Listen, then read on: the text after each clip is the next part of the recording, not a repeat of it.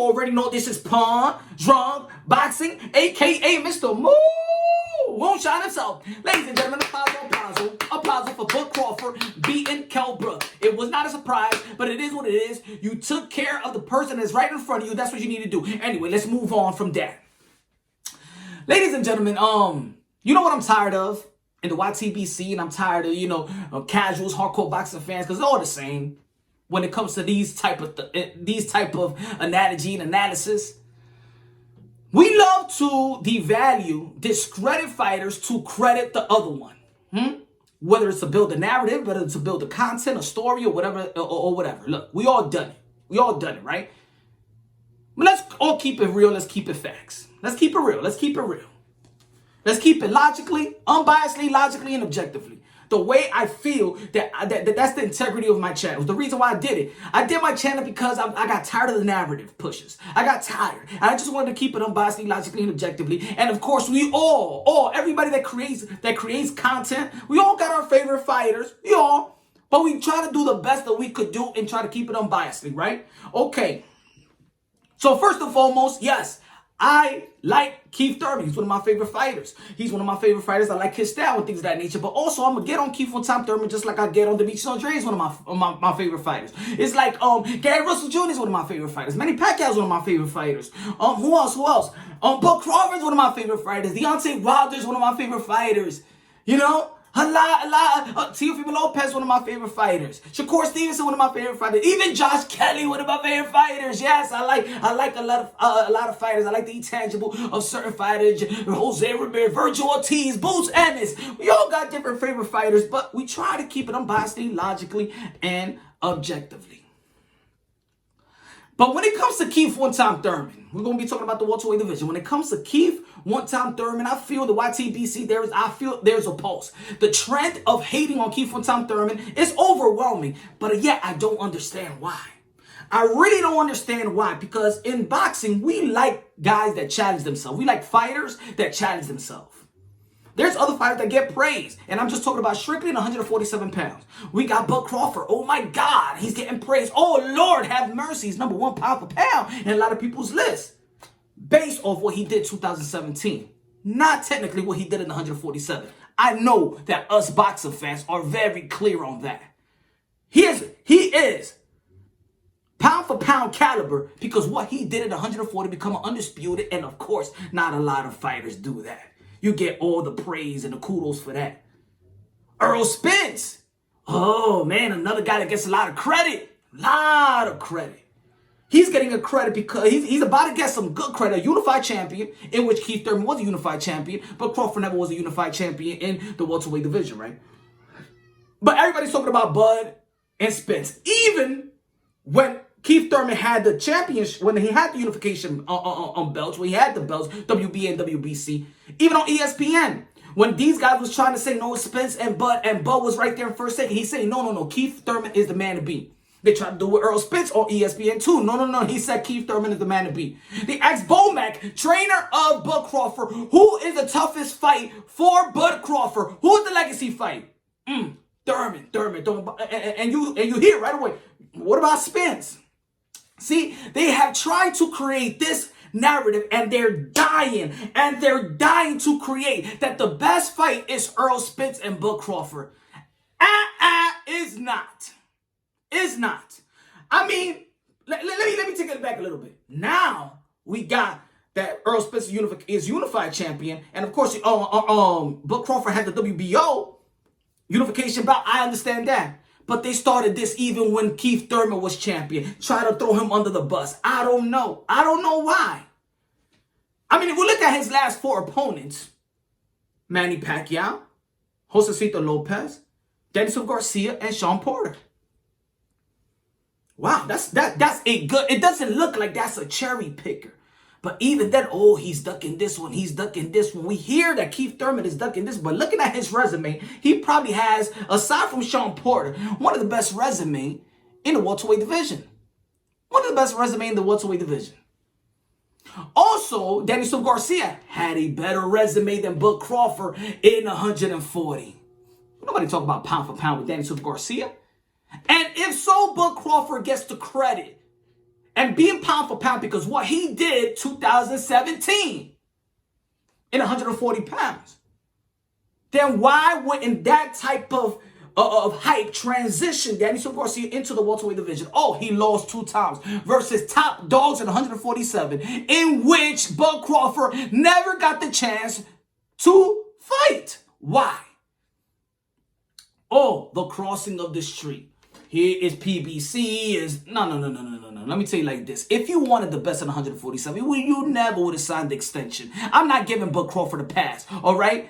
Everybody, yo, you what they say, talk the talk, walk the walk, and things of that nature. Look. You make business decisions, okay? You make business decisions that made it hard for you to fight the best. Manny Pacquiao left Top Rank, and guess what he ended up at? PBC. Why? Because it's going to be the chance for him to fight the best welterweight, in which he has stated. If Bud Crawford wanted the best welterweight, he would have never signed the extension. That's it. I don't want to go all, I don't want people to run from it. That's facts, okay? Let's put it simple. If you wanted the best welterweight, you would have signed a PBC. Either 2-fight deal, 3-fight deal. I don't want to hear no more of this giving him a pass. Bullshit, okay? Motherfuckers, you'd have been in the damn street and fight the best. Manny Pacquiao did it. He know what he had to do. Then Bud Crawford, you had to do the same. Exactly, that's it. If Bud Crawford would have signed whatever money that he got from Top Rank, kudos. But don't come with this bullshit, and his fans don't come with the bullshit. Oh my God, they ducking him. No, he ain't ducking nobody, because these guys all fighting one another, okay? These guys in the PBC, whether you like Al Heyman or PBC or not, these guys all fighting one another. Keith Von Thurman did fight Sean Porter, did fight Danielson Garcia, did fight Manny Pacquiao. Errol Spence did went even to fight Kell Brook, fought Sean Porter. Danielson Garcia fought Porter, fought Thurman. Ugas fought Porter. Don't give me this thing. They all fighting one another. Don't give me that little soft or running around bullshit for Bud Crawford. Nah, they fighting. So don't give me all this praise about Bud in 147 and blame it on the PBC. Now, because they fighting each other. Errol Spence is about to fight Danielson Garcia right now. So don't tell me they don't fight each other, because they winning the scrap. Now,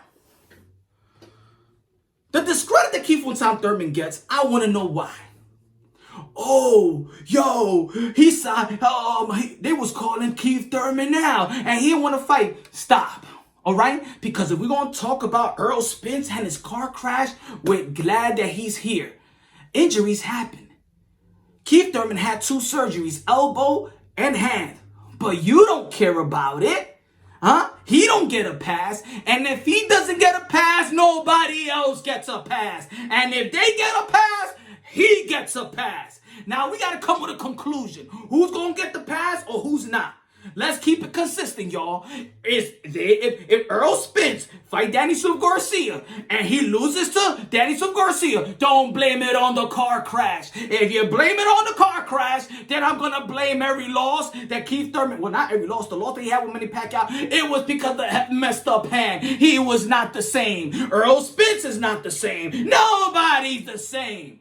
Let's keep it consistent. You signed the dotted line. You're ready to fight. Your trainer knows better than anything. When he trains you, yes, he's ready to fight. Derrick James says Errol Spence is ready to fight. Huh? Oh, Dan Birmingham said, you know what? Keith Thurman is ready to fight. You signed a contract. That's it. I pay for the pay-per-view. Let's go. No excuses. I don't want to hear no damn excuses. If Danielson Garcia beats Errol Spence, it's because he beat him skillfully. He beat Errol Spence. Now, some people going to be like, well, Keith Thurman hasn't done nothing since 2017. And we ain't nobody did nothing significant more than Keith Von Thurman since 2017. Nobody did nothing significant more than Keith Von Thurman. So you know what? Keith Thurman is still here. Bud Crawford is still here. Errol Spence is still here. Manny Pacquiao is still here. Hasn't done anything. Nobody has done nothing more significant than Keith Von Thurman. And let's step aside from Manny Pacquiao, because he got to cement the legacy. Now, if y'all out there don't like Keith Von Thurman, maybe because he's a brother with a soft hair, he got the I'll be short look, I don't know. He got the ponytail, y'all hate ponytail, you don't put, I don't know what it is to hate with Keith Von Thurman. Maybe there's people out there that be like, oh, but he ducked Errol Spence. In a matter of fact, the only person I see trying to give contracts to anybody was Keith from Tom Thurman. You tell me, did Bud ever send a contract and you let me know the price? Let me know what's on the dotted line. Let me see the term sheet. When was the contract sent to Keith from Tom Thurman or Errol Spence by Bud Crawford and Top Rank? I'll wait. That's one question I will have from y'all. And please leave it in the comment box. You tell me, Errol Spence, when did they send a contract to Bud Crawford? Please let me know. When did Errol Spence and Al Heyman constructed a contract with him and Keith Thurman? Keith Thurman also always say this, that he's the yes man. That whatever Al Heyman says, he says yes to. People, you understand that Al Heyman is advisor and manager of these both fighters right here. If the fight would have happened, it would happen. If it don't, it's Al Heyman. He calls the shots, and everybody knows it. Ain't nobody, they can act like bosses and things of that nature. If Al Heyman gives it a go, he gives it a go. He says no, he says yes. All I know is, prior to the Kell Brook fight, there was a man that sent a contract to Bud Crawford, and I ain't seen no negotiations. Now I don't want to hear about the overprice of $10 million, because let me know, I'll ask you another question. What was Bud Crawford's price? Oh, we don't know. Did they send an offer to Keith from Tom Thurman? We ain't hear about that. Inboxing on real call outs when you send contracts. Look, ladies and gentlemen, all I want is all fairness. If we're going to have all these bunch of excuses for Errol Spence, all these bunch of excuses for Bud Crawford, then, hey, come up with all the excuses for Keith from Tom Thurman. If there's no excuse, then leave the excuses in the fucking garbage, all right? In the end of the day, ain't nobody done nothing more significant than Keith from Tom Thurman. Out of these guys right here, nothing. Errol Spence has matched it with the unification, by unifying. He has matched it. Hasn't done nothing more significant. And by the way, he is about to do something that Keith from Tom Thurman did 3 years ago. So all this praise, might as well keep on praising Keith from Tom Thurman. All this praise. Bud Crawford, great. He has stopped everybody that put in front of him. Should I mention the name who he has fought compared to the other guys at PBC? You don't want me to mention it. You already know. It's not a surprise that he's stopping these guys. He's not being challenged. We all know that.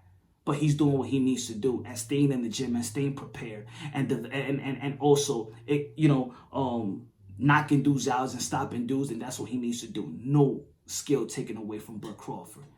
This is what I'm going to say about the welterweight division in the top. Nobody's head above shoulders anybody in the welterweight division, top 5 or 6. They could all beat each other on any given day.